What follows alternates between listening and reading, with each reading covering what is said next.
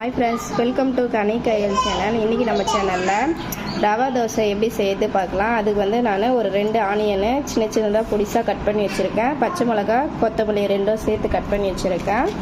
இந்த சைடு வந்து ரவா வந்து 2 டம்ளர், சின்ன டம்ளரில் 2 டம்ளர் ரவை. இது வந்து மைதா வந்து 1 டம்ளர் மைதா. இது பச்சரிசி 1/2 டம்ளர் பச்சரிசி. இது 2 ரவை, மைதா 1, 1/2 டம்ளர் பச்சரிசி. இப்போ இது எல்லாத்தையும் நம்ம மிக்ஸ் பண்ணிக்கலாம். வெங்காயம் பச்சை மிளகா சேர்த்துட்டு இருக்கேன். இதை கூடவே வந்து நான் ரவை, மைதா மாவு, அரிசி மாவு இதையும் சேர்த்துக்கிறேன். இதை கூட உப்பு தேவையான அளவு, நம்ம தோசை மாவுக்கு தேவையான உப்பு சேர்த்துக்கலாம். உப்பு சேர்த்து நல்லா கலரி விட்டுட்டு கொஞ்சம் கொஞ்சமாக தண்ணி ஊற்றி நம்ம கலரிக்கலாம். இந்த மாதிரி நல்லா தண்ணியாக நான் கொஞ்சம் தண்ணி ஆட் பண்ணி கலக்கி விட்டுன்னு இருக்கேன். இது வந்து ஒரு 5 மினிட்ஸ் மூடி வச்சிடலாம். இது மாதிரி நான் தண்ணி நிறைய நல்லா ஊற்றி நல்லா தண்ணியாக இருக்கணும். சாதாரண தோசை மாவை விட இது கொஞ்சம் நல்லா தண்ணியாக இருக்கணும். இது மாதிரி நல்லா கலக்கி வச்சுட்டு ஒரு 10 மினிட்ஸ் நம்ம மூடி வச்சிடலாம். மூடி வச்சுட்டோன்னே இந்த தண்ணியெல்லாம் இந்த ரவை வந்து இழுத்துக்கும். அதுக்கப்புறம் கொஞ்சம் தண்ணி ஆட் பண்ணி நம்ம கரைச்சிக்கலாம். இது அப்படியே ஒரு மூடி வச்சிடலாம் ஒரு 10 மினிட்ஸ். பாருங்க, நம்ம கலக்கி வச்சது தண்ணி மட்டும் மேலே வந்துருச்சு, அடியில் பாரு ரவை அப்படியே இருக்கு. இப்போ நம்ம இதை மிக்ஸ் பண்ணி பார்த்துட்டு கட்டியாக இருக்கும், கொஞ்சம் தண்ணி ஆட் பண்ணிக்கலாம். இங்கே பாருங்கள், நம்ம எவ்வளோ தண்ணி ஆட் பண்ணோம், இது கொஞ்சம் திக்னஸ் ஆயிடுச்சு. அதனால் நான் கொஞ்சம் தண்ணி ஆட் பண்ணிக்கிறேன், ஒரு 1/2 டம்ளர். ஏன்னா ரவை தோசை வந்து ரொம்ப தண்ணியாக இருக்கணும் நார்மல் தோசை விட. இதை மிக்ஸ் பண்ணி நம்ம தோசை ஊற்றலாம். இப்போ தவா வச்சு தவா நல்லா காஞ்சிடுச்சு. இங்கே பாருங்கள், தவா நல்லா காஞ்சிடுச்சு. இப்போ ஆனியன் தேய்ச்சிக்கிறேன் நான். ஃபஸ்ட்டு எண்ணெய் இல்லாமல் வெறும் இது மட்டும் க்ளீன் பண்ணிக்கலாம். இப்போ தவா நல்லா காஞ்சிடுச்சு. ஒரு ஸ்பூன் ஆயில் ஆட் பண்ணிக்கிறேன். ஆயில் ஆட் பண்ணி ஆனியன் நல்லா தேய்ச்சி விட்டுக்கலாம்.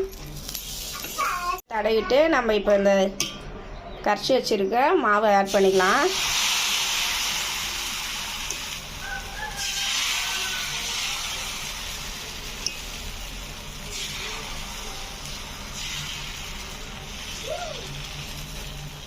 கொஞ்சம் ஆயில் ஆட் பண்ணிக்கலாம். ஆயில் ஆட் பண்ணி மூடி போட்டு வேக வச்சுக்கலாம். மூடி போட்டு இந்த மாதிரி நம்ம ஊற்றின கலர் மாறின உடனே அப்படியே திருப்பி போட்டு எடுத்துக்க வேண்டியது தான். நானும் இந்த டம்ளரில் 1 டம்ளர் ராகி மாவு சேர்த்துருக்கேன். ஏன்னா பசங்களுக்கு கொடுக்க சொல்ல கொஞ்சம் நம்ம ராகி மிக்ஸ் பண்ணி கொடுத்தா நல்லா ஹெல்த்தியாக இருக்கும். அதனால் நான் ராகி மாவு ஆட் பண்ணிக்கிறேன். இது நல்லா கரைச்சிக்கலாம். அவ்வளோதான், நம்மளுடைய ரவை தோசை ரெடி ஆகிடுச்சு. அந்த ரவை தோசை மாவுலே கடைசியாக பசங்களுக்கு ஊற்ற சொல்ல நான் 1 டம்ளர், சின்ன டம்ளர் 1 டம்ளர் வந்து ராகி மாவு ஆட் பண்ணியிருக்கேன் அந்த ரவை மாவு தோசையிலேயே. இப்போ இது ஊற்றி பார்க்கலாம் எப்படி வருதுன்னு சொல்லிட்டு.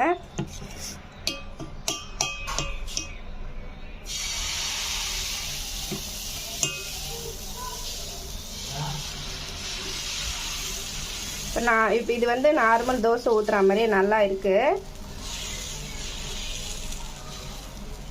இது ரவை மாவை விட கொஞ்சம் கட்டியாக நான் தோசை மாவு பதத்துக்கு தான் கட்டியிருக்கேன். இப்போ இதை எடுக்கலாம், எப்படி வருதுன்னு பார்க்கலாம். இப்போ இந்த ராகி மாவு கொஞ்சம் கலர் மாறினோடனே நம்ம இதை திருப்பி விட்டுக்கலாம். ராகி தோசை வந்து நார்மல் ரவை தோசையோட கொஞ்சம் நல்லாவே வருது. ரவை வந்து அப்படியே ஒட்டிக்கிறதுனால கொஞ்சம் கஷ்டமாக இருக்குது ஃப்ரெண்ட்ஸ். இதாக கூட ராகி ஆட் பண்ணதுனால நம்மளுக்கு திருப்பத்துக்கு ஈஸியாக இருக்குது.